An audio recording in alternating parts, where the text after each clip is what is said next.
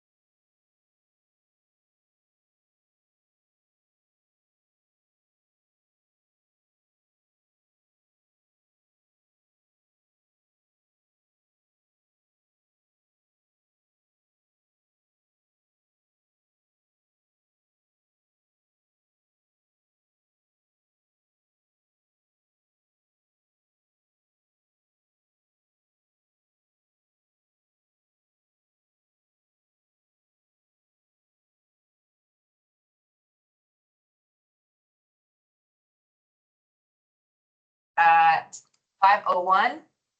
And as a reminder, I'm hoping that we can stay until 7 tonight. I think you're a guest. But if that's okay with everyone. So we're gonna have the approval of the October 23rd minutes. Can I have a motion to approve? So moved.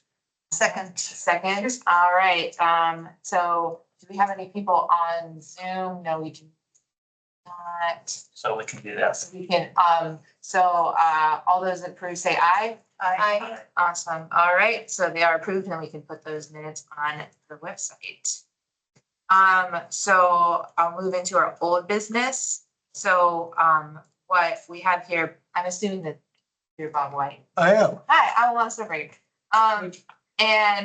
We specifically asked Bob to come here, to specifically talk to us about vote center sites, because for context, we are looking at a couple of different ideas, but one of them is looking at eliminating some of the sites of voting locations as part of the vote center model. And, Ralph invited you here, I know, specifically to talk about, your thoughts on those sites, and if you had any, definitely a concern that we had was internet access, things like that, that might go into it in addition to the amount of use of the site, in voter turnout, et cetera. So that's my short introduction to it.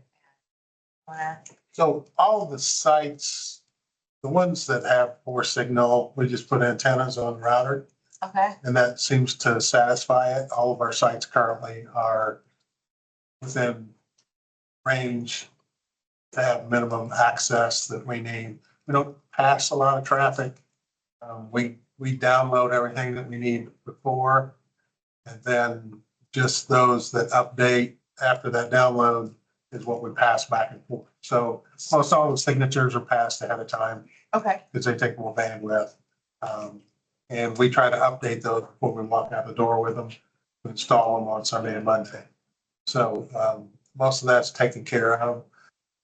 After that, it all comes down more to access and size, space, amount of space we have. Question, so in vote centers, we have to have all the signatures for all, at all sites, is that right? Well, actually, you do anyway. Oh, so you do that anyway? Yes. Oh, perfect. because you have the electronic poll book. Yeah, so the electronic poll book has the entire load. Got The it. poll books were bought with the intention that if we went to vote centers, we already kind of have something. And so, and it's all there all the time for every Yeah. location has all. Matter of fact, if you go there and you're in the wrong location, it tells you you're in the wrong location. It tells you where it is. Well, that takes care of a really big problem that people have brought up, and so this is. So the entire load's there. It's just how we program it in the background. What location we assign it. So everything's assigned through ePulse. And ePulse is the mothership behind poll pads. And that's who we talk to through the routers through encrypted traffic. So that's where all that comes from. So what I did is I just put information that's pertinent on this. The clerk schedule is a bonus column. How's that? But it's the location, number of voters, poll pads, and then the amount of what space we're in. Typically, sometimes it moves around. And if we could ice that down, it would help. For instance, Jackson Creek's either in the foyer, which is not very big, the cafeteria, which is medium size, or the gym, which is large. So I just classified them all as that. Also, I think it is Souls Harbor. We went to this year because Southside Church was remodeling, but they gave their building to a daycare, and then they can still use that space. And my understanding is that daycare wants us to come back to them, which is a better site than Souls Harbor from the standpoint. It's bigger and it's it's easier to access than Souls Harbor. Souls Harbor is probably 2.5 miles further out. It's on Old 37. Beautiful place. People are great. They decorated a table and put out small water bottles for all the voters as they came in. They're very excited about it. So that makes them better also, but they were plenty big enough. And the other one is Arlington may be coming back. They have construction right now, so The elementary school. yes. All right, would that be instead of Tri-North or in addition to Tri-North? Tri-North was there already. Yeah, It it was was there the already. addition. We just, That's just my area, so that's We moved typically I stuff know pretty around. well. and also there's actually an area out there that used to be Genesis and what's the church? Across from where the state police used to be, Oh, you're talking about Yes. 45, 46. Yeah. Unitarian. Yeah. Yeah, We aren't there anymore. So some of those people actually got moved to election operations. So we could move them back out, and separate them back out. So, and there wasn't really a lot of complaining about that when we did it. Can I ask a quick question about the Souls Harbor? What church did that, you take a? Southside Christian. Southside Christian, thank you. so you're saying that I'm one of the ones who used to sometimes vote at Unitarian, sometimes at Genesis, sometimes at never voted at Millwood, but anyway, so they were all kind of dispersed, because I think. some Yeah, of them- well, the problem at Genesis is the handicap ramp. Yeah. And for us to rent a ramp to put there is $5,000 per occurrence. So that wasn't very good, and weren't in a position to correct that, and I get that too. And then Unitarian really just didn't want us there anymore. And I think that was part of the COVID thing. They were very clean and cautious, and yes. We actually wore masks and gloves when we set up there the last time, so. So, and just so that I kind of understand it, when you say large, medium, when we think about vote centers, theoretically, we want a space theoretically that could absorb a lot of. Yes, and if you were going to move other locations there or just use Right. a more limited number of locations Mhm. so that your equipment cost wasn't as high, then you would want to go to larger locations, I would think. Right, right. And some of the small ones are challenging, other than some are outliers. Indian Creek Lions Club and Harrodsburg being two of them. They're big enough to do what they do. We can add equipment there, but you couldn't move more people there, although I don't know the logistics. You probably looked into it more. How many people would likely vote at Indian Creek that don't vote there now? I mean, there's not a lot of, It's the physical proximity issues, right? Yes. Is that you'd have to go all the way out there to do it, so. yeah. So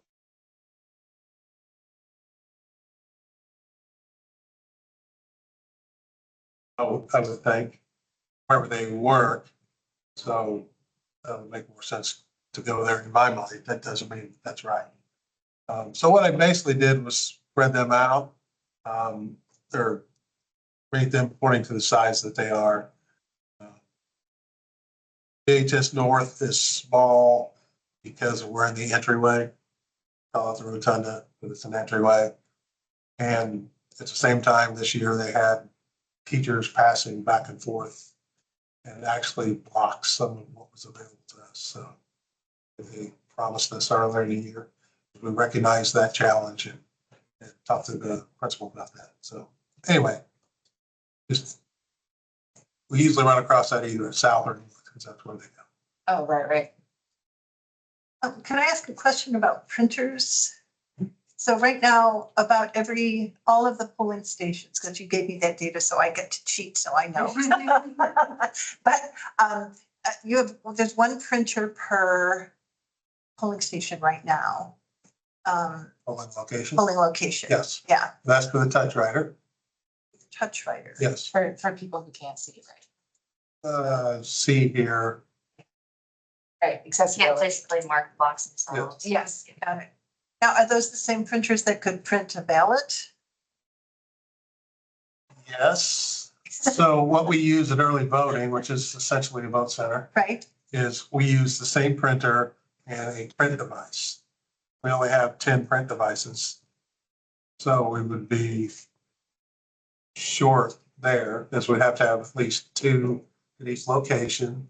And then typically we found you'll have a little over half as many print devices for the number of pull pads that you have. So if you have, so in early voting, we used 10 pull pads and we had to put in a sixth print device. Do we ever go to 7? I don't think we did. We went to 6, but we probably could have went to 7 to satisfy it as we were trying to work out the flows and everything there. So what you're saying is you probably, so for example, for election operations, if we use that as a full site, we would need 3 printers. And then there'd also be the technology to invest in, if you said printing devices. That would be Yes. the other Yeah, cost, they're called So print. 10, right, so Yeah. 10 poll books. like a laptop. So big numbers, if you're gonna use 130, we have 130 pull pads. Right. If you use, let's say, 126 of those, because you need spares, although we didn't have any this time, you need half as many print devices and printers as you have pull pads. So you would need 65 print devices and 65 more printers. But we already have 30. Right? Yeah, but they have to go on the touch writers. So it's in addition to the Yes. touch writer. Oh, so we Yes. can't use them for both? No. Okay. So do you have a rough estimate of the cost of one of those? Just a rough, I do not. Do you have? I know 5 print devices is 38,000. If we get printers. that's a device, not Yeah, a, that's just the print device. Okay, that's 5 of those. 38,000, you said? The 5 print devices. And in addition to that, we have to get some kind of a print device for poll pads. So in early voting, we print a label that goes on the application. We would still, for early voting, we would still print the label for early voting onto the application. But on election day, it would be on a receipt paper. They would have to print that out, so you have to barcode the scan to get their ballot. And they're a small label printer. They're not a big. Like a receipt. Okay, so we wouldn't just print from the e-poll book directly to the ballot. Still No. have to- Yeah, it would be just like early voting. They would check in, get their ticket, then they would go over to the printer, scan that ticket, get their ballot, and then go vote, and then scan their ballot. So I know when people vote on election day, their stuff goes into a scanner. that's, yeah, can we finish printers Oh, first sure, before go. we go to scanners? So I just want to make sure I have this right. So we have 130 poll books, that would be 65 devices, 65 printers, Yes. 65 label printers, So that would be 130. 130 label printers, okay. Okay, perfect. Those so- are Star Micron printers for labels. I do know that No Ink, who supplies us our poll pads, has a different version of the poll pads that have the printer built into the base of it. So it could potentially be that we trade in the ones that we have to get a credit back to purchase new And ones. the actual budget, we're not doing the actual budget, we're just giving sort of an estimate. So if we say 7,000, so if we took the 38,000 for 5, that's about 7,000 plus each. So we're gonna say about 7,000 or 72,000, Yeah, because 7,200. we have to cover just the one-time cost, right? We don't have to project out in terms of personnel, how much it would cost. I don't believe so. Okay. We'll have Yeah. software support costs. Right. Or And that's, right, and so we're not Right. really, we're not gonna really be able to do a budget, like a line item budget like you do. No, no. We're just doing a rough estimate. So, could you find out about printer costs? Yeah, Drew will, Stuart, I think. Yeah, it is Stuart. But If we could just send him a Lawrence quick message see the to get a cost to that. cost. What's the sales guy? I think so. I'll send you guys both of their contact information. One is our sales and one is our support. I can't remember which one's which, but I can send contact information for them. They're directly with Hart. Right. So they would be for the print devices, the scanners, and then we have a separate one for the pull pads. So I would have to get in contact with them to see who we would supply. Cold pads, I think we'll just, for our purposes, I think we'll just leave it the way it is. Right? We don't, Yeah, but We would, that would be a decision maybe later that the clerk's office would make, right? well, that, but then also the printers. oh, the printer thing. Yeah, the printers for the pull pads. Okay, because that goes with the. That, you know, that comes. So actually, Mike can probably give you that. Okay, so that goes back to that. I got it. Okay. Thank you. Did we get to scanners or we didn't scanners? We have scanners. Yeah, scanners. We have 50 scanners. Okay, So we take the 50 and, Divide it up to the 20. Should be, there shouldn't be any problem with scanners. no, we should be I okay don't- with scanners. okay. I mean, there could be, it would depend on how we disperse them. I think you would be okay with Okay. how you massage them. As long as you don't increase locations.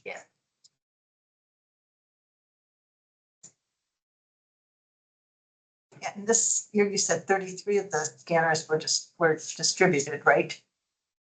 33 Scanners? of the scanners? 50 scanners. You know, we Oh, right, I'm distributed sorry, about 47, 47, yeah, 47, 47, 48, right, yeah. out of the, And the other 3 were spares. got it.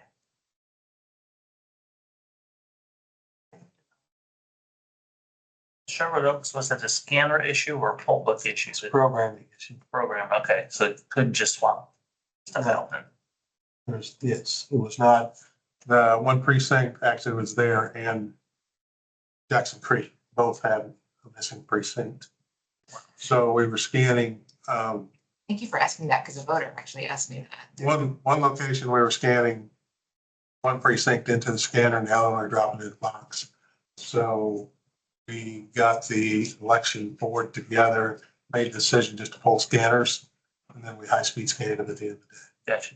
Which is why then they disappeared in the count, where they showed As not reporting, as not reporting but they until were reporting. I made a change. Right. An identification change in the total count, and then they pop back up where they needed to be, so. That's what happened there, and good news was we figured it out quick, Good. Yeah, and got the decision made, it was probably by 6:30. Yeah. We were on it, somebody noticed that both precincts didn't print out on their tape about 3 minutes till 6 when we got it, and then by 6:30, we had them pulled. They didn't catch it the night before when they set up and did the. they don't print the zero report until the morning. Nice. Quite honestly, that's never happened to us before. Which, by the way, from my point of view, this last election was basically smooth. So more power to IT and more power, obviously, to Kylie in terms of it, because that was, I mean, I did hear about someone knew I was on this committee and wanted me to ask about this. Afterward. But other than that, I just wanted to say that, yeah, it seems to have gone really well, just to, this is, I think our first meeting since the election. It went fairly smooth. We judge it on how many problems we have all day. Yeah. And we didn't But have a lot. scanning those, the results were still out pretty quickly. Oh, yeah. Yeah, that was a day. Yeah, we spent, what, 36, 35,000? About 35,000 that you guys scanned in just from mail-in. Mail, walk-ins. Yes. And then you guys have the additionals for the 2 polling locations that we have scanned. Yes. Score. Control chaos. Yes. Gives us a lot of information.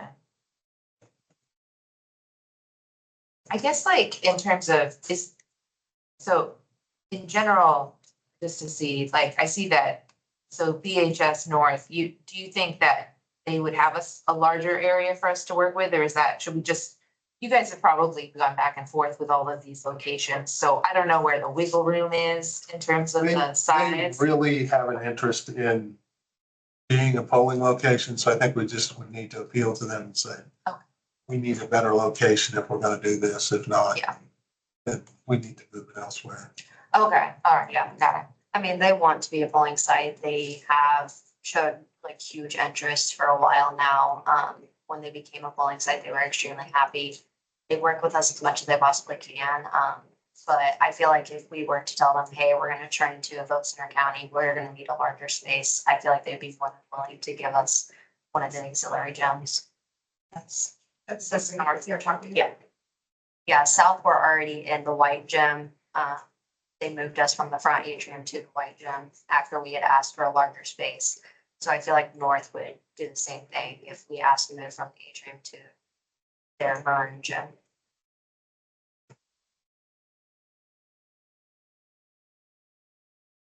Other things? And we don't, I will say, schools are nice, but they're a challenge because we have 16 schools currently, and we can't set up any of them until after 3 o'clock. So we're setting up 16 locations after 3. And we work around bus schedules and childcare, and sometimes we don't get the whole story and we show up and there's some kind of practice going on, so we have to throw them back. And then inspectors are thrilled with us all the time, but it's just where we're at, so come back and get them later, so. But So, and you don't have we'll that the problem. biggest spaces, quite honestly, Schools have the biggest spaces. and some churches. Okay, so this is one more wrinkle to throw onto the table, but I talked with Greer Carson at the public library, and he said that they would be willing to be voting locations. It occurred to me that if we were to use the Southwest and Ellisville branches for that additional, like, last week, voting remote locations, that might be something where we could get more. We could have the space reserved just for us. There would be students. I assume security would be reasonable.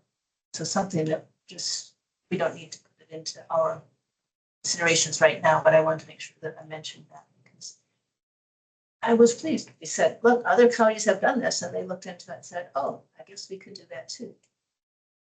And I think the challenge in Ellisville is the meeting rooms not extremely large at all. They're small. Well, you can open up meeting room A and B. That Yeah. gives it a pretty good space. And that's it, we're talking about the public library, so we're talking about you go past the main part of it into the back part of the space, right? Yeah, I think the only other issue that anybody has said about Ellisville Library is parking. Had a steady flow. Yeah. but I like the idea of it being by type of location, like being like, vote at the public library, it's just easy to put on a postcard. Right, yeah. Early vote these days at all public libraries. Well, all in. Public libraries. Yes. Once we get on their schedule, that's sure they don't have reserves. Yeah, do you have any technological ideas about early voting sites? Because we are interested in, I guess you'd call it satellite. So like a week of, during possibly the last week of early voting in other locations. We do understand that we need to be able to lock up the machines at night. Are there other technological capabilities that are needed for early No, it's voting? really all signal and they're pretty much, I mean, they're broadcasting themselves. They're repeating the signal, so. Because particularly the main public libraries, so If it's this all stone. the direction that it ends up happening, I know that town hall has previous, Ellisville Town Hall can be used as a satellite for early voting because we have it separated. Like you can't get into the main part of town hall unless you have a key access code. And then there's a separate security system for it also. Well, we're not. Right.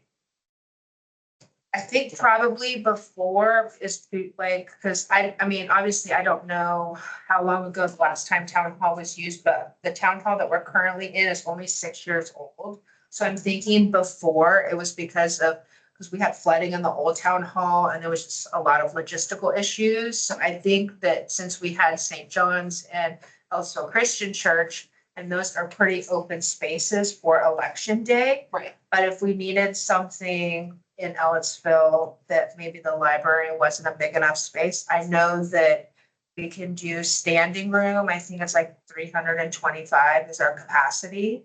And then with all the tables and chairs set up, it's like 225. So And there's lots of parking. yes, we have ample parking up there. And then there's indoor restrooms and then we're gonna have outdoor restrooms in the spring. So, And since it's built so recently, it's fully ADA compliant.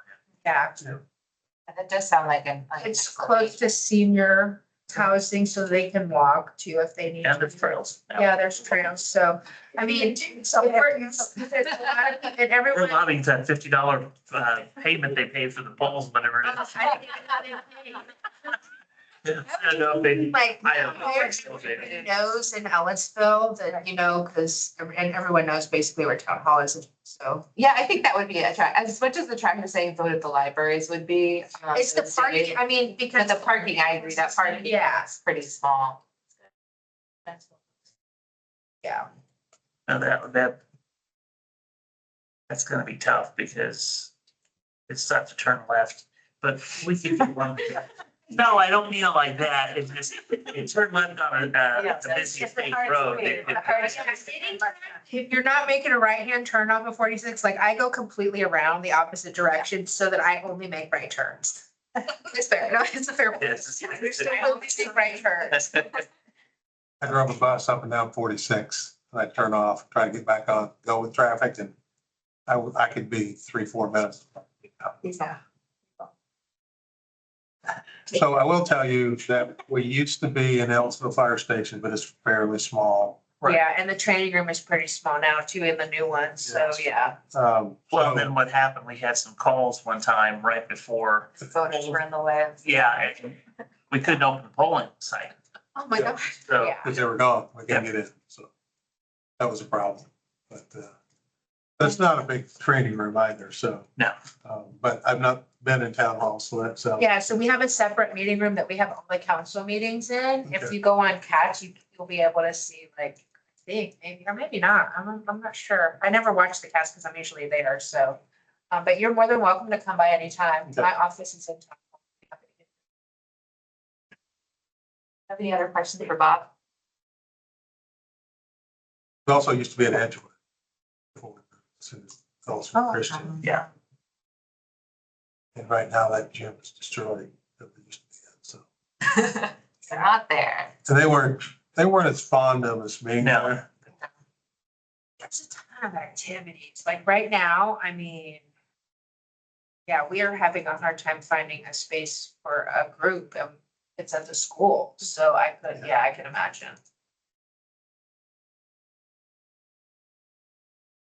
From your perspective, what makes it easier or more difficult to get your equipment in? Is an accessibility ramp useful at all? And think of all that stuff that you chuck in. No, I hire young kids because I'm not one. And I point. They seem to really be able to overcome anything. Sometimes it's a challenge.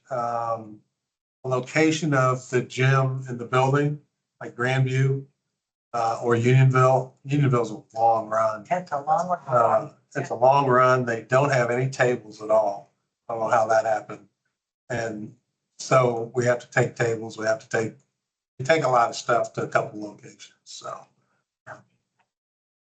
Yes. Ample Yeah. hours. And we took 7 tables and all the 30 voting booths that were down early voting. That you voted on, we took 30 of those. Let's take a minute or two to set up. Just like, Where we have. Yeah, I was just thinking, this is the same cafeteria. We had like a a listening session out there. actually, we're in the gym. Oh, you're in the It used to be gym. in the cafeteria. Cafeteria was a lot closer than the gym. You go the next entrance over. Yeah, with people with disabilities too, they're walking all the way through the school. Yeah, and it's got a long ramp in it. It's not non-compliant, but it's a long ramp.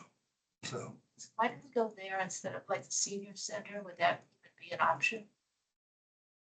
I think Unionville and University are the only two out in that area that have given us opportunities to be polling locations. And they're the only two that we have as polling locations out that way.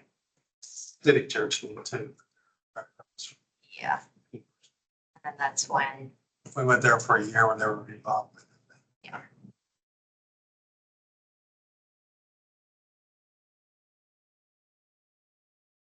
Great vacation, obviously, it. Yeah, This was super helpful. yeah, this is really super helpful. Feel And this free is to let great. me know if you Can need you more. email this to Kylie? Yeah. Okay. Well, I do it quick enough. But I'll be, I'm not gonna say I'll be around, but I'm available. You need to talk. Working hard in a 55+ community in Florida. So. Please work. Middle of the state. I'm not Safer used to for hurricanes, so I'm gonna protect myself. That's smart. All right. Thank you, Bob, for coming. Really appreciate it. I'm gonna move on, and you can feel free to head out if you need. I'm gonna talk, we want to do a discussion of comments in the November 12 NAACP meeting. How many people do you think we had if you added in the people? Oh, there were 22. 22. Okay, thank you. You're welcome. So we had 22 people, 22 folks, and generally similar feedback to what we've received before. A lot of people like to vote early. Those who do absentee like to vote absentee. A lot of expressions of support for vote centers. For those that know, that meeting was run by Jim Sims, who is former councilman, so he was very familiar with the idea. Some other feedback we got was one person who works as a election inspector or clerk, who likes the way things are and likes the experience of seeing their neighbors, but understood that change might happen. And other concerns that we had. There's some concerns about internet accessibility and computer failure of any sort, any technology failures. That was the only other. I think Substantial. most of the people who were there said they would prefer to vote close to home. And then when they started thinking about it, they thought, yeah, but my husband who was at work and could hardly get home in time to vote. So that when they started thinking Right. about it a little more generous, broadly, they realized. Get that sense too, so that they were kind of like saying, oh, home, and then they were saying, oh, but my neighbors. Right. So it was similar to what we heard from other places where we've heard. We'll tell you on the technology side, poll pads are storing forward if anything happens to their connection. We'll sit on it, even if it lasts. So if we can't fix it, to the point of doing it during the day, we do it the next day anyway. Back here, 2 doors down, 3 doors down. So we store forward there, and all the rest of the equipment. The only thing it's really susceptible to is loss of power. And even then, they're battery durable for a while. But it's hard to vote in the dark, so.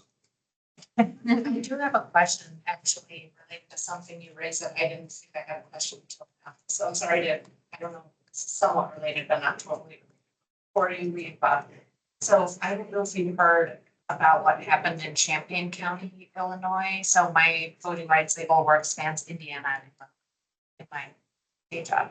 And they have a vote anywhere model, which is analogous to a vote center model. This is what they have in Champaign County, Illinois, which has a lot of actually demographic similarities to here in terms of big college and university population, but a lot of other important populations in rural and semi-rural areas of the county too.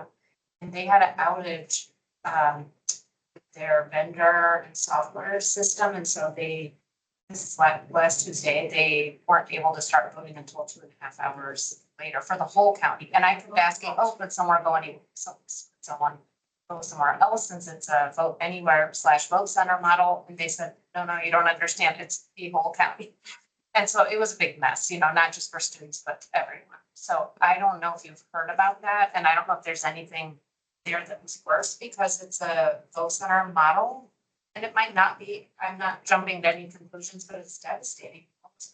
Something, an outage like that. So we would have known about that days ahead of time because we actually download our poll pads usually at least 3 weeks ahead of time, and then we'll update them before we put them in their boxes and ship them out, which we do about a week before election time.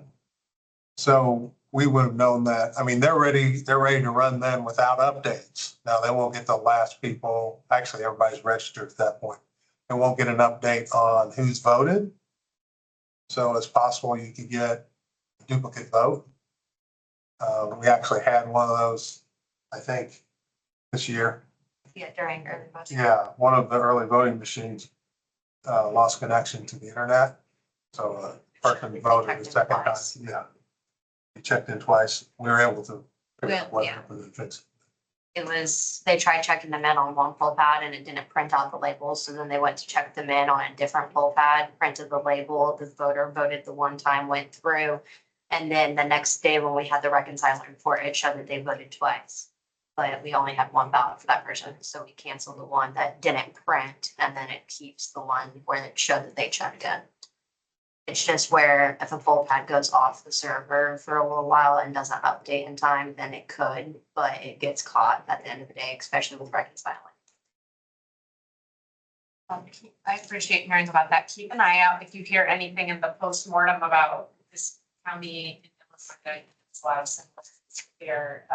For you all peer to peer, there's more that you learn that's applicable compared to if I ask them relevant questions. So keep an eye I'll look out. and see what equipment it was too. That has a lot to do also. We have had our poll pad vendor, actually the version before this that dropped out for a couple hours, but it didn't affect us because we're already downloaded. It's the same vendor as we have now, so everything worked the same basic way. So we've not had any issue with that, or should we have any issue, we would recognize it early on and start talking a lot. Yeah. We call have all the vendors supports lines on speed dial, so I talked to them. I cause a little trouble. I asked them a question. I was gonna say, if I call, they're normally like, oh, it's not Bob. Like, no. it's the other time. All right, anything else on the NAACP meeting? Oh, the only other thing I wanted to say is that Chair did invite us back to give any updates that we would like to and wanted to be informed. So if we have any updates at a later date, they were interested in the updates. So I just wanted to make sure. Came back and give them an update. Okay, so the next thing is to work on the draft vote centers proposal. So let's do it. Chance to review it. I got some comments from Daniela, and I made a change to address her concern. And I got a lot of comments from Steve, who went through it really carefully. So I made changes based on his comments. I got data today from Kylie, and I haven't been able to add that too, but I do have Bob's and what we've learned today to this about what we think we would need for. We have now that nice 130 poll books, 65 devices, 65 print, right? We can just lay that all out as a thing. And in that folder is what you had asked for today, so I printed out a copy for everybody. It's just. Yeah, well, feel free to take some here. Yeah. So this is the data, and we'll just have to get it into a. I think, do you know when we'll have 2024 data? Is that 2024? This is 2020. Okay, Oh, I guess. So One step behind. it needs I need a couple hours to fuss with it to get it in a format that looks like I'll be. But thank you. Yeah, because I sent you yeah, that's current as of right now. I sent you the NCSD formats as well. That way you have it. Yes, perfect. That's super helpful. Select. 2024 Jen. And this is early voting, absentee, or just election day? That's, All votes. all locations. That is the number of registered voters at those locations, and then the results that have who voted at which locations will be coming later. I have to wait until election board certifies that I get those out, Okay. the signs from the dashboards that are online. When does election board meet? Friday, right? Friday, yeah, we're gonna be there a while. We have, Until forever. yeah, we have 400 provisionals during on Friday. Oh, wow. Yeah. And most of them are wrong precinct. Do you know how many? Well, 300 of them are from IMU, Ah, so. IMU. are wrong precinct. A lot of those in the past have been wrong county. Yeah, about a quarter of that is wrong county, the rest is wrong precinct. I'm told there to go. They were, but they said they didn't have time or they didn't want to, so. What's interesting, they were willing to wait Yeah. quite a while to vote provisionally because there was a backup. There was But a not very considered long. locations. They said at times there was 50 people filling out provisionals at a time. Oh my gosh. That's good to know. Was not a fun day. I think the problem really would be that they don't have transportation to get to that. But the 11s wouldn't have transportation. Possibly, depending on which precincts they vote on. Some of them have to get all the way up to VHS, no one. Right. And then- Or Fort Wayne, you know.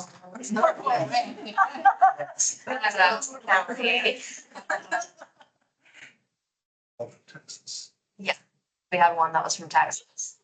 I did have to explain to a very young student who's voting for the first time that they couldn't just print out a ballot and mail it in the paper instead a couple of weeks ago. Yeah. And then we had tons of students that were coming into our office with out-of-state ballots that they were trying to drop off at our office instead of dropping off at their local office, which would be their county.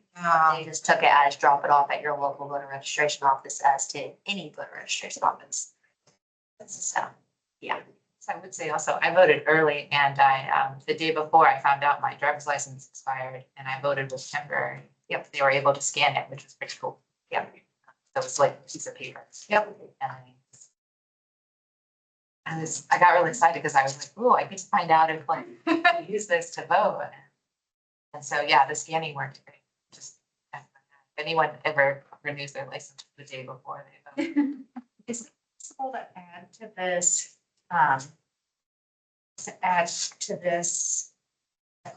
eligible voters for precinct? So the, That one is generated by SVRS, so we can't make any changes to it. But all of them that are on there are eligible. So your inactive and your active are eligible. I haven't found a place that I can get eligible voters. Or do you mean like not registered? and Nineteen. Yes. Citizen. Yeah, I mean, Yeah, I do couldn't there to be even, census. yeah, yeah. So could we talk to, name of the expert who presented to us at the last meeting? John from GIS. Yeah, would it be possible to kind of specify, it's a very common thing to live for, designated geographic area, the US citizens and 18 plus. So you wouldn't be interested in immigrants as well, Well, US citizens including naturalized, including national. I was just wondering if you also wanted like, for example. eligible voters, eligible for purposes, and it requires some amount of estimation because of like what you said, because of the parsing out of data that needs to happen for the precinct level. So it's not gonna be a perfect data set, but it's very possible and very normal to do that, because we're really looking at a sliver if we're only looking at this. I get why SPRS would only have this. That's very understandable. I think if you have a CSV, then you can have. But we totally had a column. I just couldn't find it easily, so I gave up after. Yeah, so I'm, maybe we could ask them. Yeah. And I'm happy to write. That sounds like a great idea. And yes, with And the, this email, we all have this email, so go ahead, yeah, just Yeah. feel free to email them. I'll do that and copy you. Well, I have to say, I'm, after when this do we weekend, go away? after Monday, I'm done with, I can't do any more on Oh, this you would after Monday. So I will do it. Will do. I'm gonna be Okay. on and not take my computer. I'm not Good. gonna have a computer, so, Yeah, you had told us that. so okay, I would. so also one thing that I wanted to also say is so you're gonna hand it off to Danielle at that point? Okay, so if you have any questions or comments after Monday involving it, the new owner of the Google Doc is gonna be, okay, so we'll do it like that. Cause, and just so everyone knows, we're not meeting, our next meeting is before Thanksgiving. And you'll be back for December. Yes, I'll be back December 6th, or whatever. Yep. Yes. Or 13. Okay, all right.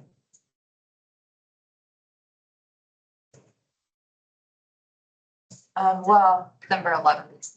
December 11th, thank you. Right, because that's, Because then we cancel the one after that one too. oh, you're still mentally be on vacation? I'm still gonna be on the mental vacation. Okay, good.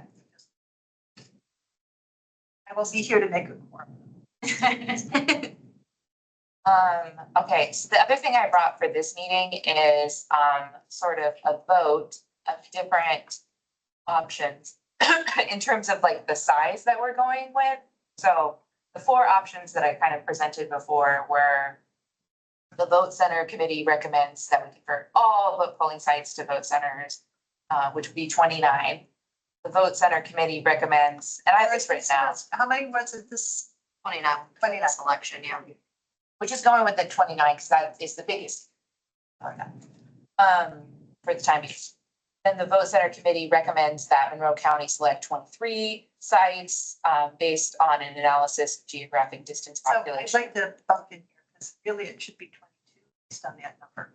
So if we have 77,067 registered voters, divided by 35 is 22. Ah, No, I didn't. okay. I'll take that as, It's a big buck. that's right. 20, yeah, that seems good. 20, I'm fine with that. I'll try to take that as a friendly amendment. So 22 vote centers, based on analysis of geographic distance, population, socioeconomic factors, site suitability, and then specific sites. And then the vote center committee, I'm just gonna read this out so we all are on the same page. The vote center committee recommends that the Monroe County select 11 vote centers, which works really nice because that's double, or they fit really nice together now. 11 vote centers based on the same areas. And then the vote center committee recommends that Monroe County not adopt vote centers. The reason why I wanted to do this vote is so that if we won't get to it Friday at the election board meeting, but I imagine there will probably be another election board meeting soon. And we'd like to give them an update of what we were considering in terms of an amount of sites. And also, I think it would help us in writing our vote center. Our next plan. portion of this. Yeah, because I think what I see as our next point is really narrowing down how many we are cutting. And I think this makes that decision as well as the conversation about suggestions for early voting sites. Question I have, just to be clear, and I think, I don't know if you guys saw the email.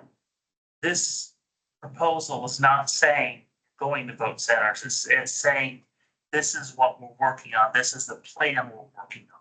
Yes. Okay, so that vote, okay. Yeah, so this vote is sort of, this is the plan we're working on. That's a good way of saying it. Because obviously we don't have the ability to make that decision. No, but we're not expecting the election board to vote on On the 4. yeah, well, right, that's correct. We don't want them to say we're going to vote centers, here's your plan. Yeah. No, Okay. no is the word I meant, yeah. Yeah, because our election, or our representative on the election board, I hope this, I'm not talking out of turn, but she had asked after this election that this would be her last. Yeah, so, Yes, we have. right, so we have to appoint someone new. It'd be great if they can start off new with whatever plan we're working on instead of, so I don't want them to have to make a decision brand new first meeting. Yeah, specific timing around that change. Yeah, I'm assuming after they wrap up the provisionals, is what I'm guessing, and we wrap up the general, like, it's once, yeah. She said like December's probably gonna be the day. Yeah, that's- yes, that's what I'm saying, so, Yeah. because if you guys can't finish everything in this next meeting. Yeah.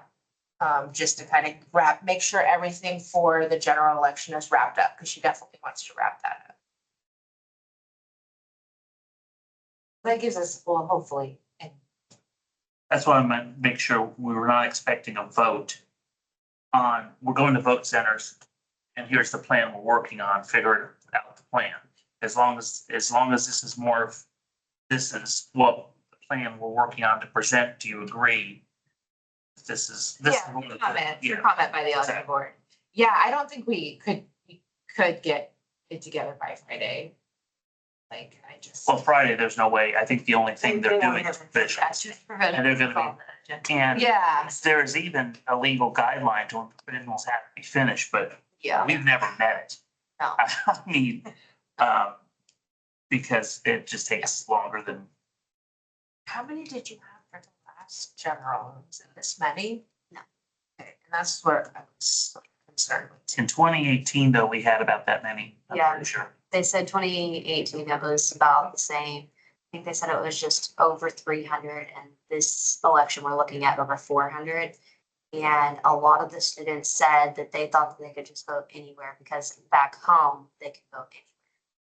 There's also like some weird signage around campus, not to say I'm like not victim blaming at all, but there were some things that were running on the sign around campus that said IMU is an election Yeah. location. Yep. Yeah, I was made aware of that. Like, it was. And then I had somebody send me a definitely picture of one of them that, and then I also had another student had called me and said that one of their professors said, go vote at the IMU. And then when they went to vote at the IMU, found out that they couldn't vote there because it wasn't their location. Oh, that's disappointing. And then I also had another one that said that they had, somebody tell them to specifically ask for a provisional just because they knew that they weren't registered in the county. And didn't gear them towards, hey, maybe you should go back home to vote. Yeah, Instead, they just told them, go to Monroe County, go to the IMU and ask for a provisional. There was some correct information out there by one or more civic engagement groups who were encouraging people to use provisional ballots as if that fixes something when there's underlying that we're not going to the correct place. And, I worry that thinking those are gonna count. and I made it very clear, my opinion of that when the question came my way in the afternoon and damage was done by that. To add to the other types of confusion. Yeah, I was aware of it kind of midday and, we were made aware about midday. yeah, I know and that's always. the inspector, not the inspector, but I know that our rep had, I'm talking about rides, we had somebody that normally would drive, normal drives for Uber was donating his time. They could have picked up the phone and called him and he would have taken them anywhere. right, but I'm gonna bring us back. All right, so those are kind of the different options, and I would like to vote today on what we'd like options to be. I have a school question. You vote for more than one? So what is exactly the question? So we have four options. Which of the four options do we? Does each of us think would be the best? Yes. Yes. Among the four. Yeah, Okay, and Right. then that information will, well, I mean, we could do a vote and then we could vote again after. Kind of a discussing. ranked choice voting in a sense like that. Yeah, I think just getting where everybody's at first. And then talking about it and then voting again. We could do, I know that Steve also wanted to do ranked choice voting. If you guys would like, we could do that. It just gets really complicated from a math perspective. Oh, So, yeah, well, without Um, some type of. Well, Discussion. it's just. We're doing it for it's a small discussion. Number, it's not that, the math isn't that hard for the smaller number. I will do the math.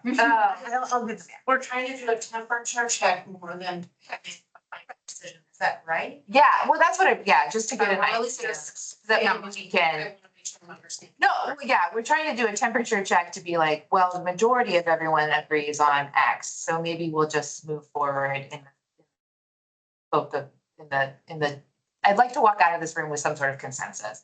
And the only way I know how to make consensus is by voting. And then being able to bring that back to be like, after a year of work, the majority of the vote center study committee thought this would be the best option. If you would like, we can do it as ranked choice and state. I don't care. I don't care. I'm just saying, I'll do it if we want to, if everybody wants to do it, I'm happy to do that. And then that information we will include in Tony's next report to the election board, is that? Yeah, that's what I was gonna say, for discussion of the election board. Yeah, And it will theoretically then guide the next. yes, yeah. It's more like we're informing them, this is where we're going. Yes. And it's more of a kind of a temperature check with the election board to be like, is this what you thought we were gonna do? Yes. I mean, they're not agreeing to anything either at that point. We No, have we not just let presented them know anything. that this is what we are moving Okay. forward. The consensus of the Yeah, and then committee, gotcha. if I can start to take the next steps on the draft to also say, like, these are the information points we're still missing. This is what we, and be more specific, whatever option. Right. Okay, so what would people prefer to do? Would they, I think just go around and see. yeah, do you guys want, do people feel like they want to vote now or do they want to make comments before we start? I have one comment. So I had mentioned this in the last meeting and then followed up today, as Ilana knows, to try to get clarity on whether through county ordinances we can add safeguards, for example, safeguards if there is to be a vote center, a change to a vote center model. So for example, if we want, I'm just saying this as an example, if we wanted to say, you know, there's a requirement, we want to recommend that we go to a vote center model in our county, and there's a requirement that there remain one vote center per township, or like have a vote center on IU campus and X other place that we know is important from community. Something like that, in addition to some type of reporting or data reporting requirements, could be annually or every other year, something along those lines, so we have an idea of how it's going for utilization of these centers. And then also it could be some communication requirements about when people know about this change, which we all support that. We all don't want the voters to be confused, but actually putting it into laws so that we can make it clear that what we want the model to look like, because we've heard some conflicting things about whether that's allowed to do or not. And so I want to add that as a comment because that could, well, the first comment enough in these meetings that you would know that would make a difference to me about how I would vote, and it could for others too. And I think we could provide us some common sense agreement about what kind of safeguards we can. So how we do that legally, you know, my legal analysis on that is a lot less relevant than hearing from the county about whether they would find that to be. I'll say, I talked to Brad King at the Indiana Election Division. And he said with all election laws, I kind of felt he used lawyer speak, unless in state code, it gives you the authority to do something. Then the state code is what you go by. So if the state code doesn't say anything, you can't do it. I guess I did find on a site that there was, so I was looking at comparisons and I found this language, which is from the Indiana code, and there was like a citation there, not a lawyer. But it does say that as one of the requirements for vote centers is counties with 25,000 active voters or more must have at least one voter one center per 10,000 active voters and a center for any fraction of 10,000. So there is that safeguard in terms of.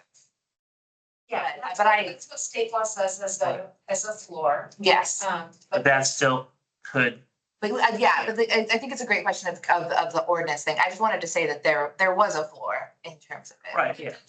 Do you know if both the co-directors of the IED agree on that? I do not. They might, but I don't. More than likely, if he's telling me that, I may paraphrase wrong. Have you heard, I mean, from the county's perspective, and I just know from dealing with election law and going to the conferences and stuff, from being on the election board, that's kind of, unless state law says the county can do this, it's like state law gives us the option to consider going to vote centers. If it didn't give us the option, we couldn't do it. There's some counties that, as an example, that want to put partisan notations on school board candidates, and state law does not allow that. They don't have that authority. The election law rests with the state and the state general assembly. So, I mean, we can make recommendations, but with the floor of 10,000, it could still all be within the city of Bloomington and still fulfill that code. And that's one of the problems of having a county that has a population center all compacted. Or they could all be out. You're exactly right. Also. I fully agree. Yes, yes. Right. So right now, the election board has to approve every polling location. Is And then that, the commissioners have to approve. is that required by state law? The election board must approve all polling sites, and then the commissioners have to then approve it as well, So the county just commissioners. coming into this conversation really quickly, I just looked on the Indiana Secretary of State site just because I was curious about that. And they do have sample resolutions for the county council and the county commissioners on there For vote centers? is for what to you're- establish the vote center. So is that gonna be something that we're gonna have to do? Yeah, that's the Yeah. report that we're working on. Right, okay, so, A lot of emphasis on the plan, right? Right. Like the vote center plan, and then for counties to be. well, that's my question though. So like, let's say, for example, we make the study makes the recommendation for the election board, and then the election board decides, just for argument's sake, it passes unanimously. How do we know that the commissioners are going to approve this resolution? Like, if we, Well, I understand vote centers and commissioners are out of the mix. And it's just so we don't have to have that in place? right Okay. now, if the meeting where you approve the polling places, because the resolution says that Indiana by code, unless you have vote centers, are precinct voting, which means how many precincts? We have 83? Yeah. Okay, which would mean 83 different locations. So the motion is combine those locations to be centers. We approve these with these places in there. Now, if that did not pass or was not unanimous, it would default back to precinct. 83 different precincts. We'd have to find 83 different locations. So that's kind of a check and balance on there that we all want to work together. With vote centers, what I can't get clarity on, if they don't agree, what does it default to? That's what I'm trying. There's just so many pieces to this puzzle. They've never had that issue. They said that, We're in Monroe County. I feel like we have to prepare. I didn't for all ask the of IED these. this because I was asking other county clerks, and they said they've not had that issue. But, Yeah, because there's a check of people want to vote. right, well, they said that if it's not we don't agree with these locations, It would still be, so that's my answer, but my opinion is it would be then this floor of the formula you mentioned under state law. It couldn't be 0, it couldn't be 1, it would have to be this. well, no, well, like, it still could Minimum be, of 877. So right, it's still, they still could be compacted all in one area, Yes, right? correct. Okay, So that's what I was that- that's, okay.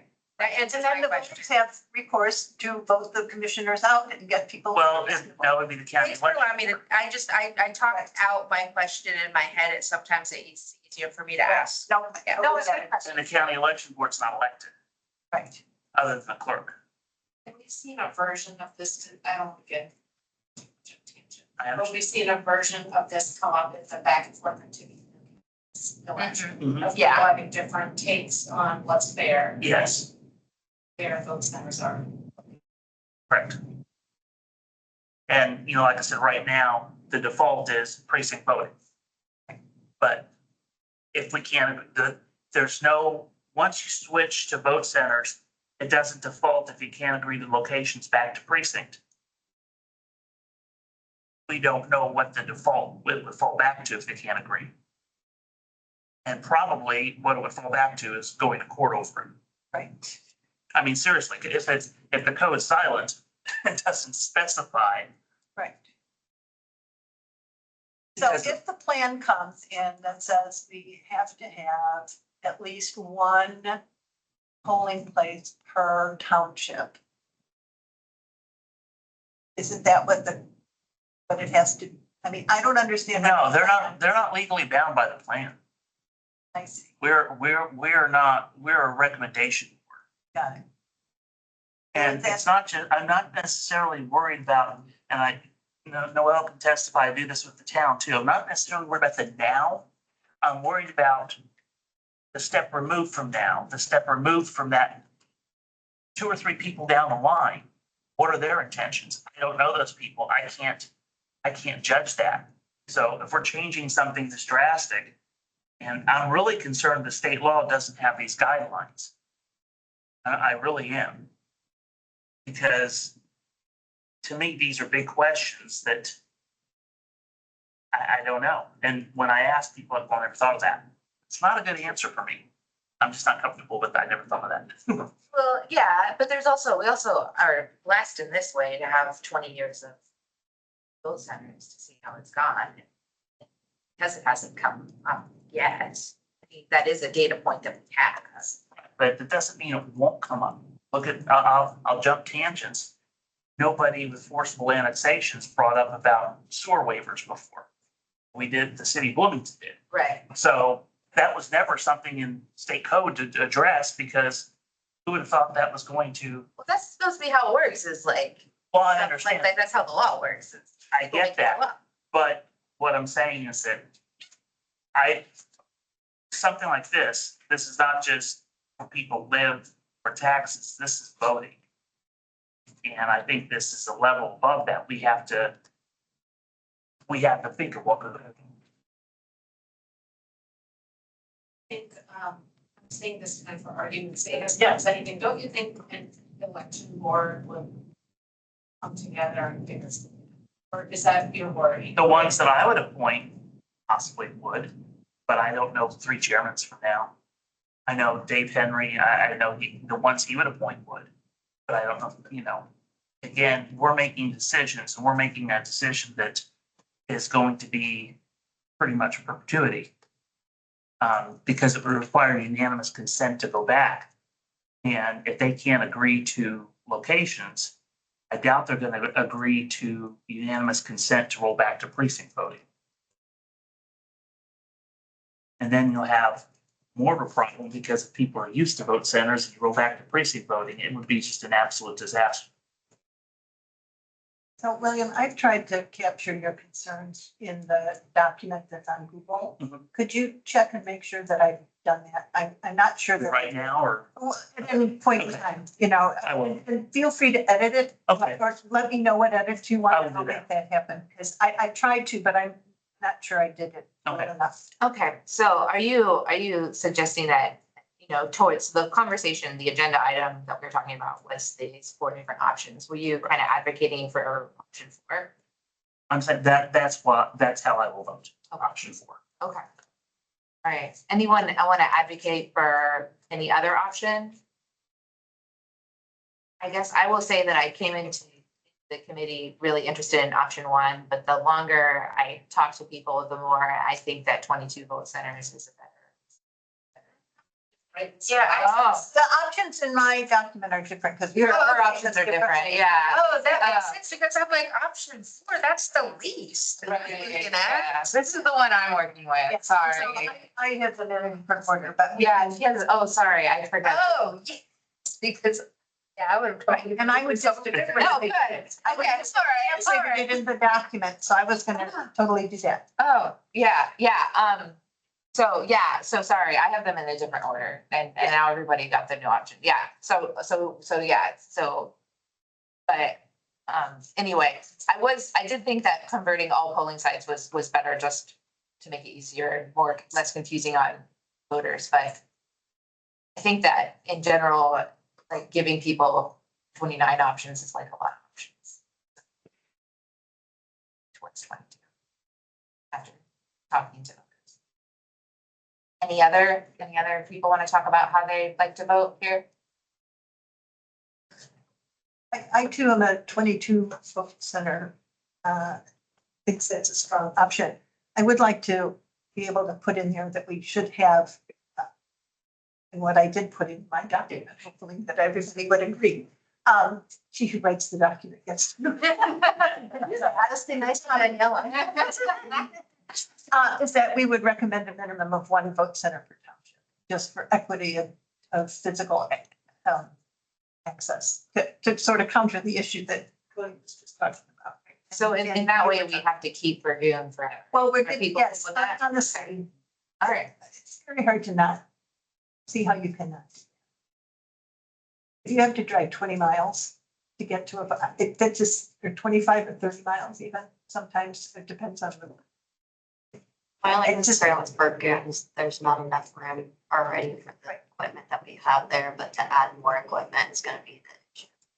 Yeah, if you can't get around in it, what do we do? That's what I'm worried about. That's why I wouldn't want to put it in Oh, any small. Like, I mean, we could just say geographic area at least. No person should have to Well, travel. I mean, yeah, Might be better if you put a trailer. Yeah. But anyway, other feelings on this? I'm gonna bring us to kind of a person by person vote. Does that work? yeah. As long as we get this. Yeah, he said he was coming from class, so You should be here in the next 10 or 12. he should be here next. Did you guys want to talk about other stuff before that so that we didn't do it, or did you want to Just vote, add his vote to the, or did we summon him? we say his name 3 times. We can just vote again. All right, do you want to just do it like that? Okay, so options, I'm just gonna do them by their numbers. Does that work? Option 1, 2, 3, or 4, right? So I vote for option 2. But you want to just start like Oh, this, that yeah. we were not jumping around missing anybody. Two, just to make sure that, Our answer is one, if we can add safeguards, which I am not feeling like that's a sure thing, but still looking into that. Of the type that I discussed, such as one for township, one on campus, and public disclosure of communication requirements.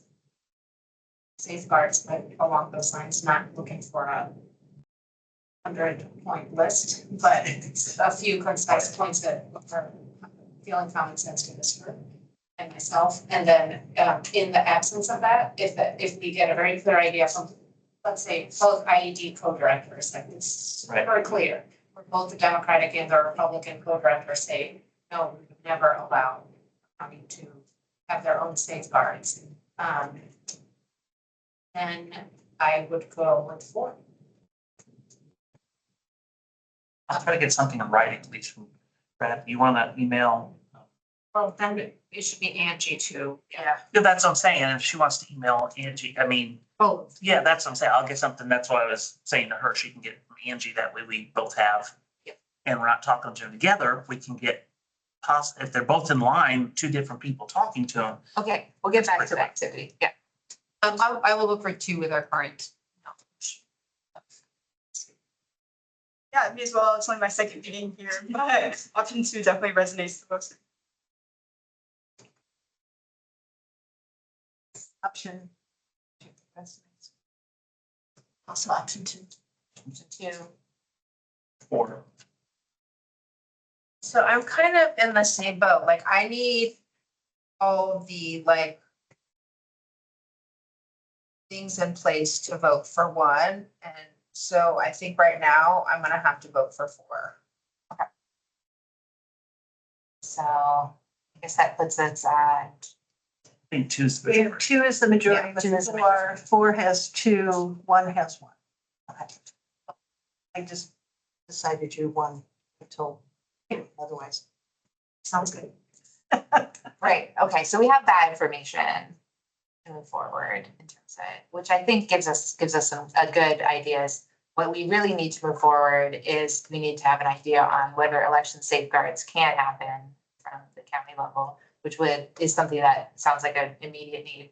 But for the time being, it does sound like overall people want to proceed with 22 vote centers as our recommendation.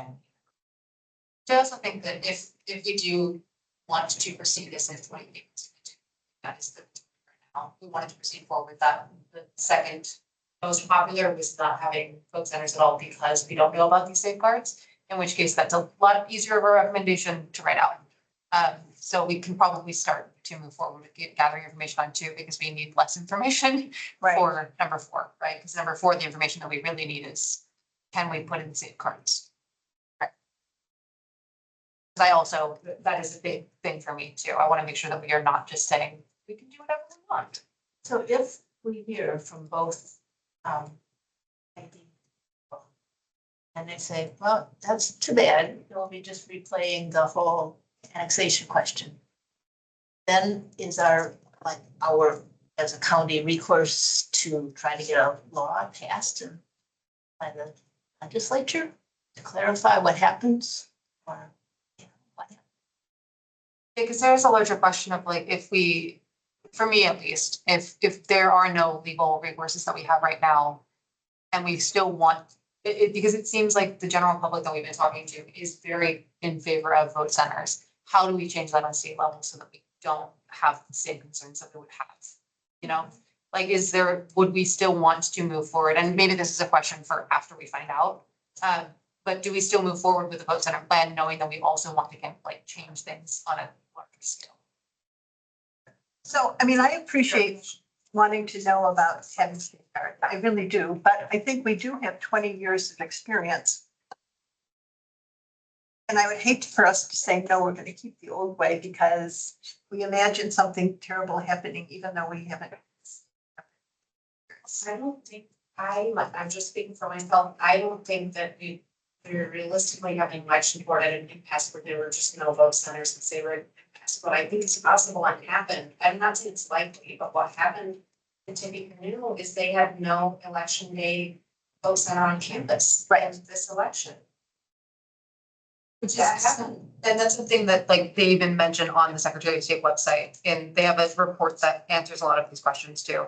That every county is different, and it doesn't seem, at least from this document, that there is a law that we can put those safeguards in, and that's, I think, a very valid. I mean, that concern is probably my bigger one.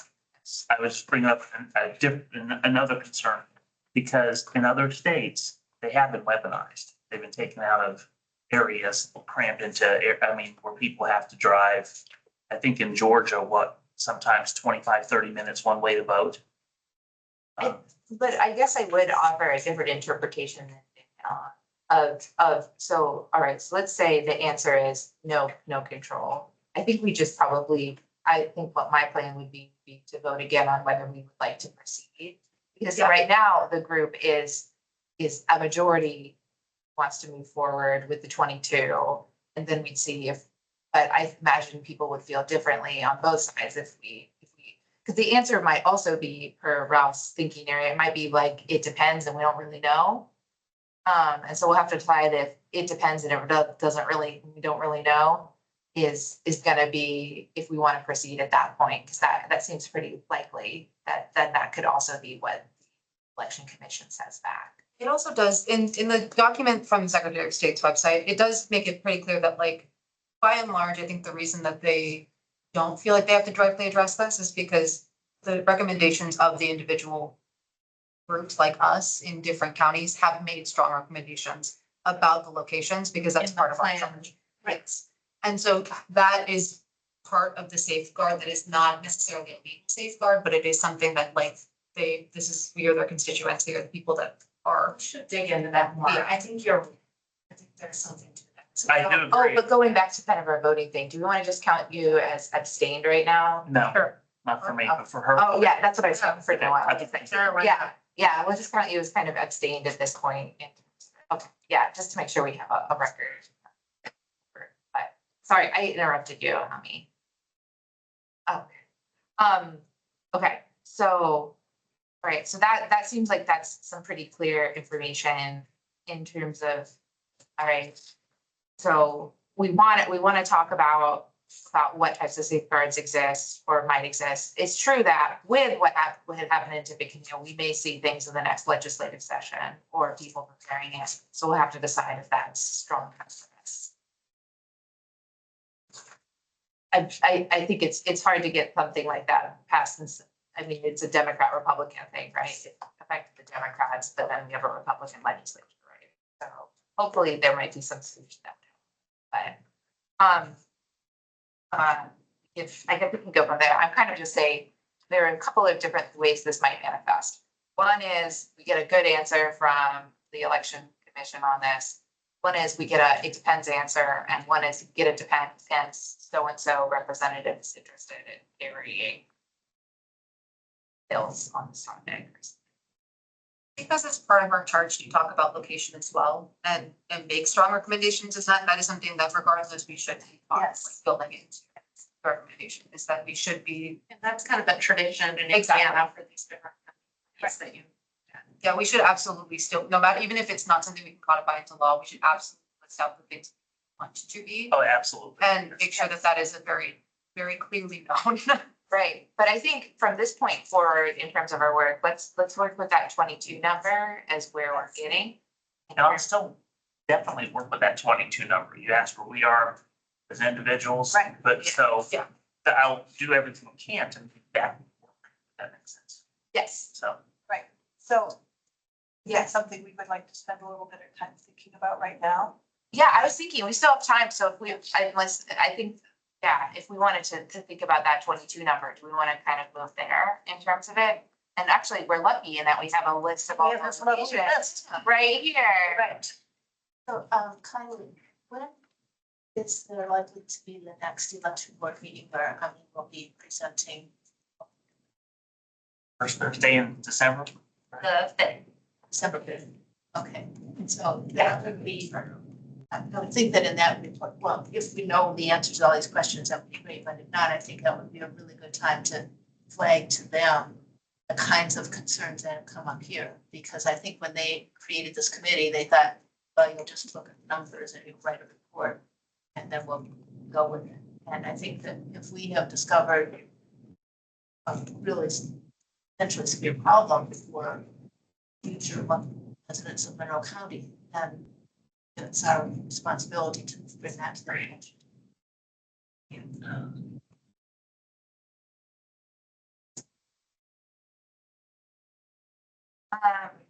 Okay. So, yeah, I guess as much as you can consolidate that together, Ami, into something that we can share with. In terms of it, okay, looking at locations in terms of it. I looked at locations in terms of the ones that I had flagged as kind of underperforming were Tri-North, Dragoon, Smithville. For the other ones that I also thought were sort of underperforming or near other locations. Those were the. Where is it? I thought Fairview was on here. But Yeah. Oh, Fairview is on here? Under Academy. Under Academy? Oh. Anyway, that one, Fairview, there it is. Sorry, I thought they were in alphabetical order. So those were the ones that I had looked at. Fairview and Tri-North were the ones that I thought were kind of close to a lot of other voting locations. Just to throw out some potential ones that I had looked at. Right now, they're in order of how many voters Oh. are assigned at those locations. People had feelings or thoughts.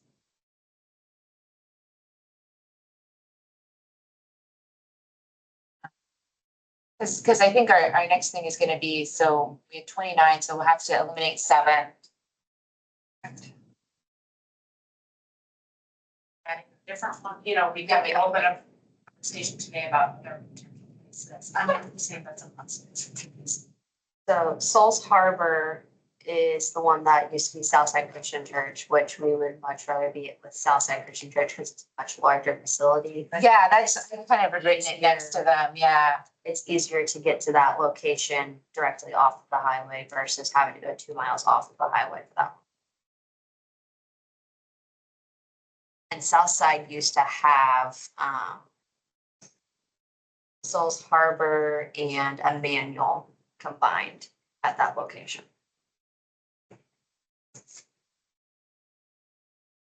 They have in the past, but we've also increased the number of registered voters since they last did it, so. Yeah. So a couple of these would be important just for their location, so like Indian Creek. That's the only one in that, Yeah, that's the name of the township, that's right? the one in the township. Mhm.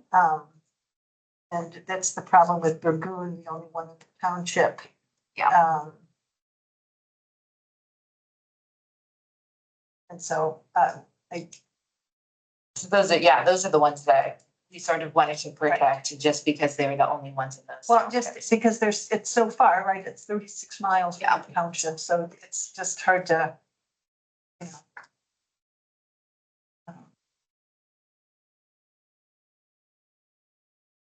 Specific locations mentioned in the as far as No, they places didn't. of importance. Actually, campus, they wanted some sort of Right. campus. You remember when we went to the Center for Responsive Government, is that the right name? Yeah. But they seemed to be interested in being a polling location. Correct. Also, since we have to demolish election operations, do you guys have a plan? We shouldn't, okay, because I was just thinking like, hey, that doesn't want to exist, we can get rid of that polling location. Yeah, it won't exist. Yeah, it won't exist. I mean, It's not an elect. It is. Yes. Yeah, it's second on the list. that's the It's early like voting it's and like the same election place. day. Yeah. Could the convention center in some form be? So for us to use the convention center for training, we're paying almost $7,000 for the month. So Want to charge we it, would we could be, get to that. we would still be renting if we were to go there for early voting. But couldn't we get back at them? Which, They don't offer friends and family discounts. in the county. is weird. It is. And it could, Anyway, but my point was being that's one location which has a lot of people for precinct voting, but we'd have to find a new location regardless. I mean, eventually there will be a new location. Just don't know where or when that's gonna be Yeah, established. and that's for, Will be. There will have to be, yeah. for early voting especially. well, for early voting, the larger problem is early voting. Yeah. But for anyway.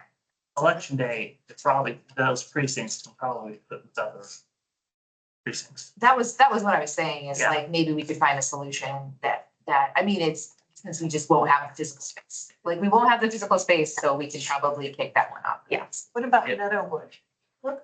That one could be easy. There's one precinct there. Oh, Steve, I'm so sorry. Don't mind me. Yeah, Metalwood is one that can easily be moved. They were somewhere else to begin with, and then we got Metalwood back this election cycle after COVID. So they were somewhere else. I'm not exactly for sure where they were, so we could easily combine them somewhere else. Sorry. Metalwood, yeah, because we lost them during COVID, so. But it really doesn't seem like a very good site. I mean, not, Seems fantastic if you well, yeah, That's primarily the only people that's in that precinct, us, the residents of Meadowwood. okay. That precinct only goes a little bit behind Meadowwood into that housing addition, and it's only part of that house. Oh, So okay. where would they go and try to get there for different? Which I think before they were using travel board like during the COVID year, when they weren't a location, they were using travel board. Right, Because Beltrace, yeah, Beltrace, no, Oh, Metalwood, Metalwood is the retirement. center. Oh, Meadowwood is the retirement center, sorry, I was getting it confused. Yeah. When- Beltrace used to be a polling site as well, but they dropped off once COVID happened as well. What's the difference in rate? Or versus having it there, I get all the negative stories about travel board come to me in my work, but I don't know about it not working. for Yeah. People, you know, because of the time cutoff. and other Yeah, logistical issues. And so, I mean, we send people out to be polling into the nursing homes as long as they ask us to send somebody, and we work with the League of Women Voters to do that. So they'll go out and get them registered to vote. They'll get them signed up for absentee by mail, or if they choose travel board, they'll get them signed up for that. We also have 3 nursing homes that contact us to find out when these busy days, times are for early voting, and they bring them there on buses. So, I mean, there's tons of options for them. And we didn't have them for an election cycle, so they knew that wasn't a location. They still were able to make it to the polls. It was just a little bit more inconvenient for them, whereas with them being a polling site, all they had to do was come down from the rooms. I want to say, at that location, I want to say we only had 400 or 500 people here for this election. And in the primary, it was like 30. and how many last time they, That would have been before I've been there. 2020, so I'm not sure. I think it's always been kind of middle of the pack. Yeah, it's always been lower to the middle. Let me do 20, or don't, let me do 22. Yeah, yeah. There were 675. It's, For this election. Okay. and there are 946 registered voters. So we're still talking about Meadowwood? Yeah. Yeah, in 2016, they had 560. And that was the last time that they were a polling site. Yeah, So 2016, they had 560 this year, they had 676. right? So we're talking about that location. yeah, I was saying, how do the numbers change if they find other options? Yeah. Yeah, so like being able to vote there, do we have? But 2020 was. It would be looking at 2020 was- with it being the COVID year.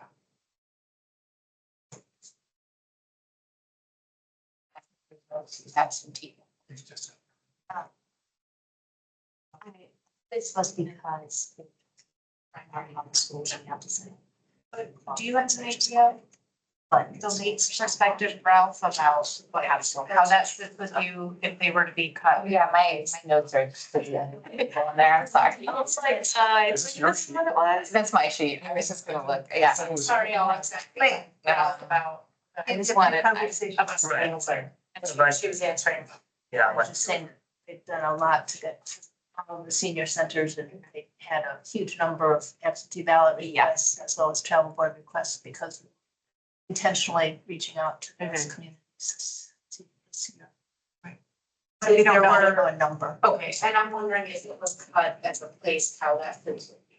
Like, would there figure out other ways to. So they're on site.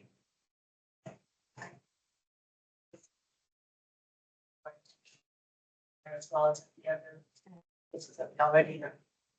Stone. Yeah, because, I mean, we cut Beltrace already. That was one that we cut, and I mean, they just started reaching out to us directly saying, hey, can you send people out here to get them registered to vote or to actually help them vote?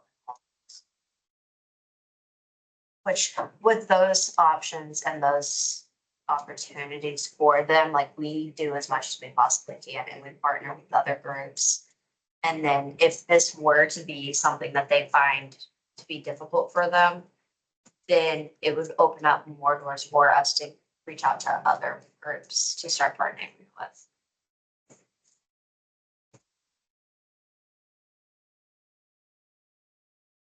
I was gonna ask. Other things.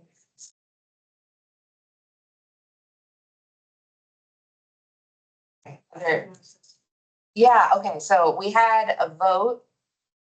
And in terms of it, and sort of, did anyone write down the vote Yeah. count? Yeah. Yeah. We were gonna vote again, once you got here. The general feelings were, there was a lot of concerns about the floor, about whether or not we could, help me out with this, it's to see whether or not we could legislate on a county level, specific specifications for the election board on certain floors that we would have, such as we wanted to make sure that one would always be, would be at least one in every county, that we would have no more. Yeah, exactly. And so we were like that sort of specifications. Some basic safeguards. Some basic safeguards of some sort, because otherwise, William's concern is that we don't have enough control. Otherwise, in a previous iteration, if the election board did not come to a decision, that it would default to precinct voting.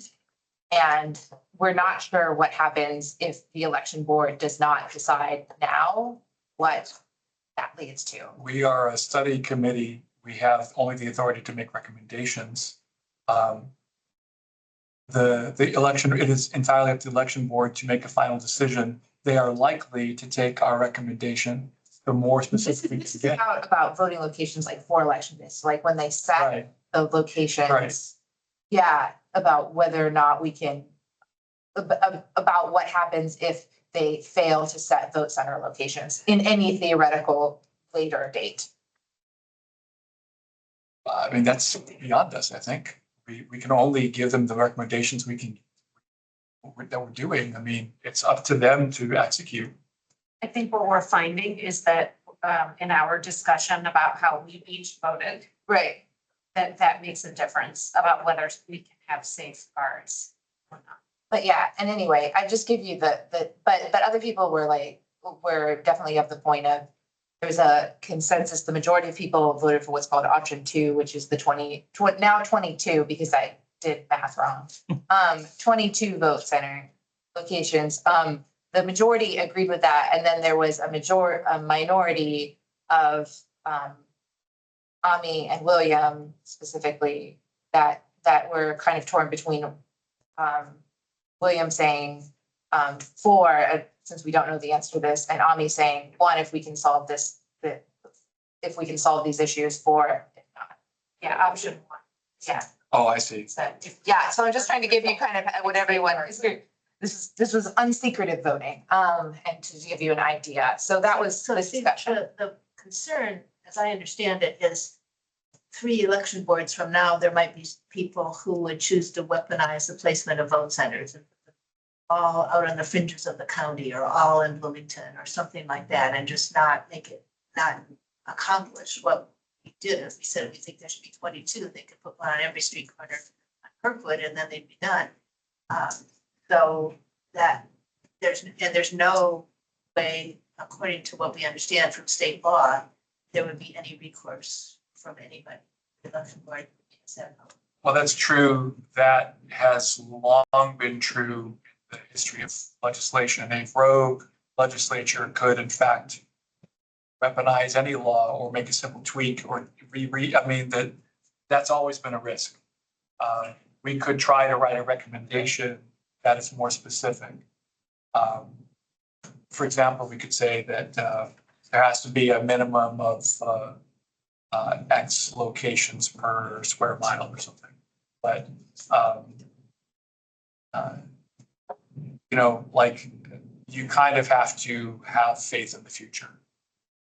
Right now with precinct voting, there are guardrails. They can't just not put something in a precinct. They can't just, cram them all in one place. So voting is a little bit more than, I think this is such a right for us. We want to make sure these, at least I'm speaking for myself here, I want to make sure they're there. And I just don't, I need to be, I don't want to set us on a course that these properties that could have these problems may not, that's great, but hope for the best, plan for the worst. Because right now with precinct voting, those are strict guidelines. You have to have, what is it, every 5,000 people? 2,000, Well, 2,000 is the size of a precinct. right, Right. 2,000 Yeah, is the size of a exactly. precinct.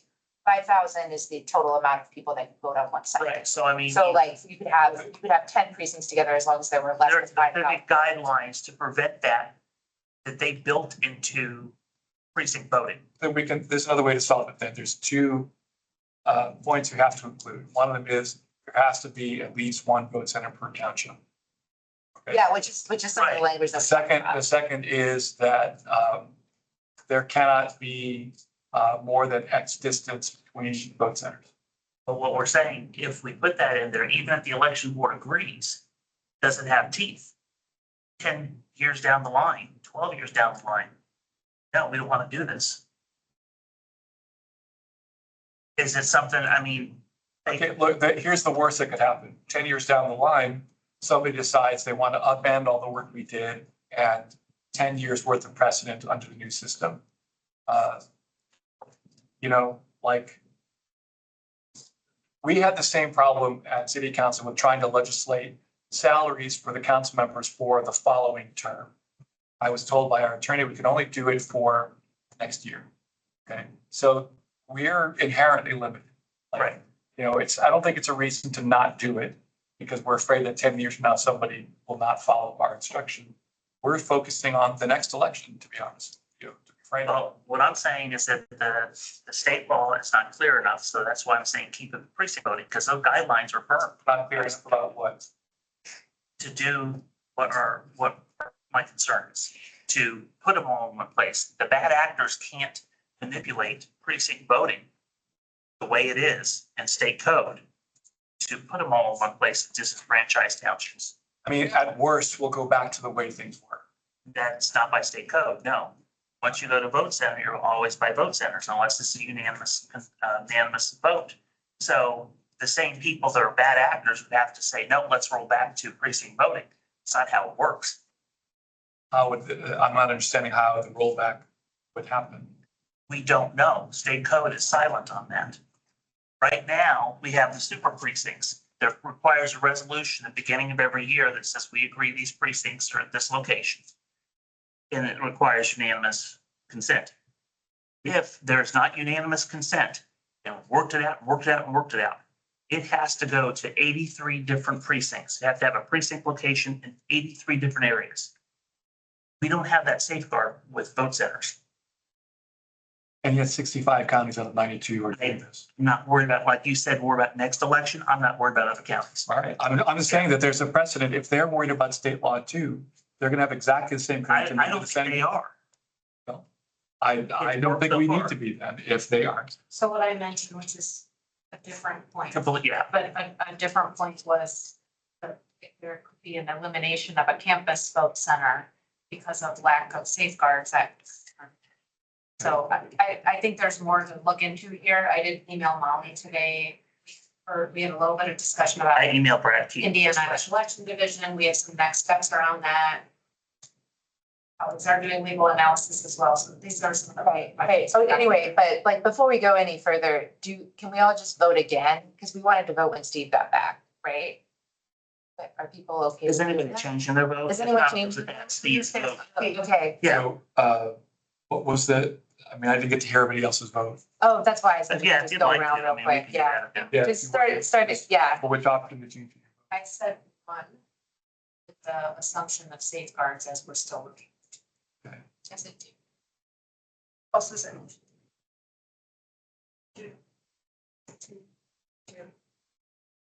Four. I'm stayed. Staying. I'm a two.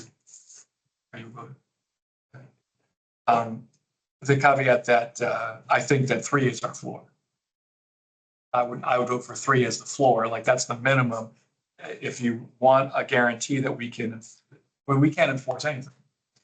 Yeah, I think the language that I think was attractive to us, mostly attractive to us is the township language, because it does help, like, which immediately means that Dragoon will always have like a location. It will always be a location. Right. Dragoon will always be a location.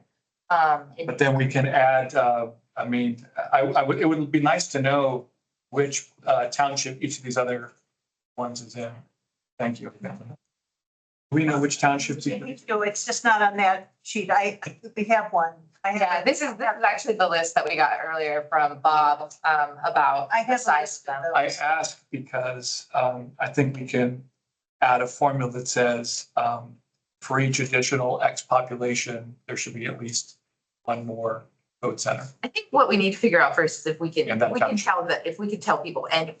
Well, we can recommend I that. could recommend. We Yeah, can that's not a recommend all problem. sorts of different things, Right, but I think that's the interest. But yeah, so I think the committee is moving forward in terms of our work of writing a report with 22 vote centers. For the time being, with the idea that we will investigate these other issues and then revisit our final recommendation. Once we have clarity, if we're able to get clarity on those issues. I think also regardless of what clarity we get, if we are moving forward. Recommendation that we have, like the safeguards that we're talking about should be part of our recommendation. Yes. Yes, that, I think that's a good point. That's how other towns. Right. That's studies.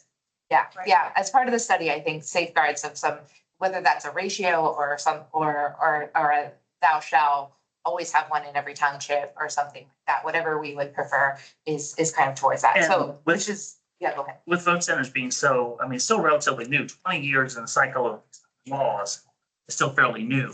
The people that originally passed this and wrote that are still around. You can still pick their brains for the reasoning. But when they're gone, we don't know if somebody's gonna think they have a better, better idea. The- And theoretically, all of the plans that other counties have put forward are public information. They absolutely are. So we can look at all. The thing you're referring to is what we call legislative intent. We often would go back and see what the previous council would have done. That's all we can do here is write down all the recommendations that we think. But just make them recommendations, say, look, here's what we found, so that if none of us can testify to it later, at least you know what we talked about. Yeah, certainly. And so that's where we got in terms of, we were looking at if we kind of had opinions or thoughts, and that was led to our conversation. It sounds like we have some thoughts about Meadowwood. We know that election operations would not be a vote center because the building is being demolished. One other And option is Ellisville, even though they're very high voting, we can get a big enough place. I really think we could put, I mean, as opposed to Ellisville Christian Church, is that what you're talking about? yeah, we have St. John's and Oh, Ellisville. St. John's, But yes. if you put it at the At the town hall, correct. then you can get rid of one of One. Right. Right, and we have someone from Ellisville. Yeah, I We mean, have two- yeah, we have we have two people. We heard from people in Steinsville that they wouldn't mind driving into, Well, the Lions Club is not really even in Steinsville anyway. right, I mean, so it's kind of out. right. So if we could get rid of Steinsville, then that's two. And then if we do the Meadowwood, that's three, and so we're halfway, it's halfway. And then we said we would go ahead and get rid of election ops, since we don't know where that's gonna. Right. Well, I I think think you'll have to be somewhere, right? You'll have to, It'll have to eventually be somewhere, we just don't know where yet. And then Souls Harbor is converting over to the south side. Yes. There's another one to think about because they're so close together, Sherwood Oaks and Jackson Creek. Both of those are pretty big locations. Yeah, does anyone live on this? That's the south side, right? Oh, do you want to ask around in your neighborhood what people prefer, if they could prefer between those two different locations? I'll tell you why, because I have a reaction. I'm a human and I would not favor. This came up in actually one of the community. I won't stick to my notes. If you all ask me to do this, I'll ask around. But in one of the community meetings that, as you all remember, one of the input sessions, people talked about the importance, it was a kind of surprising piece of input to me where civically engaged community member talked about the importance of feeling comfortable and the importance of choice for different kinds of locations. I feel comfortable right now going to Jackson Creek. And I'm me, I'm just speaking for myself. That's my assigned place, I don't have a choice. That's my assigned Right. election day polling place. So I'm not the right person to ask this because, you know, I think about myself and my family and work. But also, I'm not standing in the way of this, our group's progress of trying to change options. Can I ask, are we still talking about what locations we would recommend getting rid of? And do we have an agreement on which ones we would recommend? No. No. No. Are we just discussing? This is open discussion, just trying and figure out what we. We have to cut 7 of these? Yes. So Tri-North, Bloomington North, Arlington are all 3 locations right around the same area. Arlington wants to come back. Right. If we were precinct based. They Which want to come back. which means we would take away from Tri-North and North to put into Arlington because it's how it was before they had the road construction this year. Yeah, I feel like as a North Sider, I feel like between those 3, I probably would prefer Arlington over Bloomington High School. But just because Bloomington High School is so far north. But the one thing I guess I'd say about Tri-North is it's on a giant hill. And so it is kind of a pain, and the parking is a pain at Tri-North. But I would like to have one near the Crestmont neighborhood. Because I think that is important. And those are, and Tri-North, but if, I feel like Fairview is Fairview is close to other polling locations and yeah, and it, right. Well, anyway, I just would say that probably people wouldn't need all 3 of those locations. Right. So we probably wouldn't bring back Arlington. Arlington's not on this list right now. Arlington is not on this list. Yeah. Right now, this list is just who is a polling site this election. Can I just ask what other candidates have been mentioned for combination or elimination? Just so I can keep. We've Ellisville. said Ellisville Christian Ellisville. Church. St. John's and Ellisville Christian Church combining them. Yeah, Lions Club for and Steinsville. Lions Club. Going to town hall in Ellisville. So wait, St. John's and Ellisville and Steinsville. all together? Yes. Yeah. Well, we'd still have one Ellisville one, so pick one of them in your listing. Well, or- move all those to the larger Right. facilities. So I- Or let's just say we could pick one of the 3. Right. Yeah. Right. Okay. Yeah. Anything else? Metalwood, they decided to do with that one. Just to eliminate Meadowwood? Yeah, and they would go somewhere else. polling site. It's a polling site, not as a place. I don't think we have that kind of.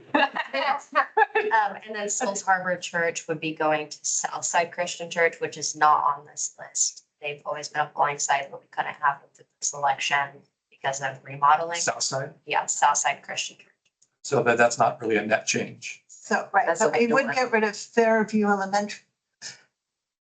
As it was, yeah, I would agree with the idea of Fairview, or one of the ones that are in that little cluster in the middle of Bloomington, because there are like It's not here either. 5 right now that are within Oh, several yes, clusters. Well, and it's a Yeah, medium that was, size. Fairview was one of them that I focused on. I guess I do worry also because it is an area that is one of our most diverse schools, but I feel like we can maintain other locations nearby. Yeah, I'm not. We took out Election Fairview and Central. Tri-North and Oh, but Election Central, we already kicked out. Yeah, so like, that's my thing. I don't, for me, because I'm not, my first time voting in Bloomington, because I just moved to Bloomington last year. So I don't have as much knowledge about like the areas of themselves, but just looking at the map, there's a little cluster in the central of Bloomington, like the city proper. And since Election Central is gone, Fairview might be something we want to keep because we're doing that. But that being said, there's still a cluster, so like being mindful of that. There are also like, sorry, I'm looking at the map, my computer's taking a long time to load, so. Let me just say, by my count, Tri-North, Bloomington North and Arlington combined together would save 2 locations. St. John's, Ellettsville, Christian and Steinsville combined would eliminate 2, Meta would eliminates 1, election ops eliminates 1, that's 6, we need 1 more. We only need 1 more.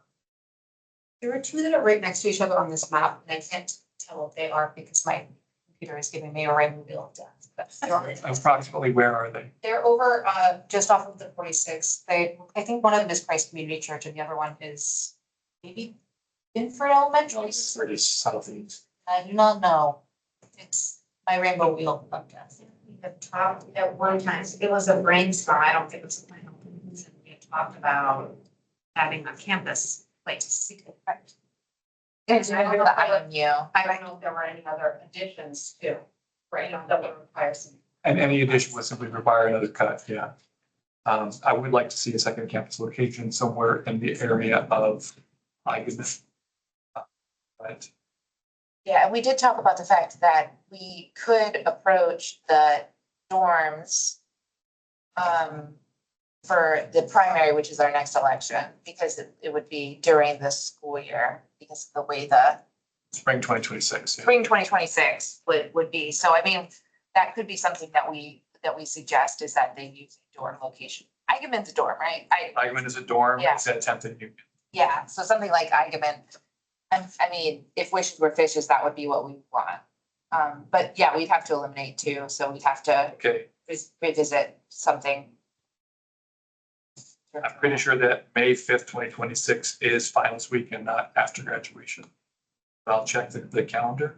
It's May 5th, 2026. I would say that in any year where a primary comes after graduation, it's not worth having a second campus location. But I don't know. I thought I would check 2026 and it wasn't where the election was that way, but I can go back. I don't have my. I'm doing it now. That's gonna be to have same polling size as primary. Primary and general have to be the same, yes. But that's not a problem, because the general is during. I'm right. You can't have somebody that gets generally. Well, yeah, that's what I'm saying is, like, the reason why it would have to be, you have to be able to be open during the primary. That's why I was saying that it happens early enough that you can do it. Graduation day is May 9th, 2026, so the primary will happen during finals week. It will be worth, at least from a student perspective, having a second vote center on campus. Well, yes, that's what we're saying, is that you could have one that year and we can see if it was attractive later in terms of it. But we have, but not that much more time. I just want to say if we're, this is a more narrow focused conversation, I mean that in a helpful way compared to previous iterations of what might get cut. And I think that it's more clear opportunity for community engagement at this stage, like we were where we were with more general questions before. And I think that's great. And then moving forward, I think we'll have to figure out whether that's part of our recommendation to the advisory board, that they need to just targeted community engagement about people couldn't go, just use their place as an option. And, one of the 7-ish, it's more than. Right. But yes, so we're really, what if there were, this is not a good example, because I think we talked about undoing this change, but if there were fair to parents, whose opinions we wanted to take into consideration, or other targeted groups. Yeah, we could be a lot more targeted, but I would also say that the way I see our recommendation is that we recommend 22 sites. We have these specifications of how we'd like them to exist, and here are suggested locations, because obviously any of these could pull out at any time. Right. So we're not on contract for any of these locations. I think we're just trying to get an idea for what.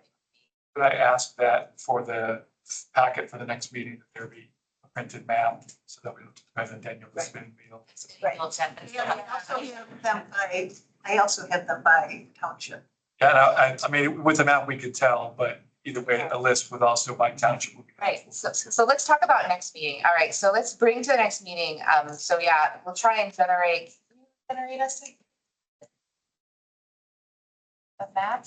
Oh, you're gone. No. Or do we want to have it up here? We can have it up there. It's publicly available on JS. Yes. It's possible to get printed, so I can just, well, that's what, yeah, with the locations on it. But yeah, we can have that. And then, so everyone kind of come and we'll try and discuss a little bit more fully what locations. That's December. That's December, our next December meeting. Yes, sorry, that's what I meant, by our December meeting. Anyway, you're trying to. Yeah, my concern is I mean, we had talked about trying to go to city council and some county insurance as sites get people interested. But if we start going out and saying, oh, we're thinking about getting rid of your votes on the location, then that's, you know, if we're not, we've already talked about it. There's some, actually, which I didn't mean to make a snarky remark. You know, so people are, the reason I said it like this is because just because I have like a visceral reaction, it doesn't mean, I mean, I'm not everyone. Other people have their own point of view. Right, They wait, you in didn't a certain place and they like that as an option, you know? This is the kind of input that we want. No, I mean, some amount of this for sure. I agree that saying like, we're gonna get rid of your vote center. The other thing I'd like to talk about at our next meeting is talking about early voting locations and times. If we'd like to put together some. I added some text already. Yeah, I'll look at the text that's already in there and see if there's any additional things we want to add there. But I imagine us doing something kind of like a similar vote about early voting locations to see if we can reach some sort of consensus. And just reiterating before we also wanted the next meeting in December to be a longer meeting. Yes, yeah, it was another 2-hour meeting, yes. So we'll meet for 2 hours in December 11th. The finals week. I'll have to be late again because I'll be teaching. It's already on, yeah, I'm probably gonna be late to that meeting too. I've got to go to a meeting. Okay, so you see- Thanks for waiting for me. Yeah, I'll be here about it. Whenever you can get. All right, I'm gonna entertain a motion to adjourn. You're adjourned. Is 7:02. Thanks everyone for staying later. I think we got it.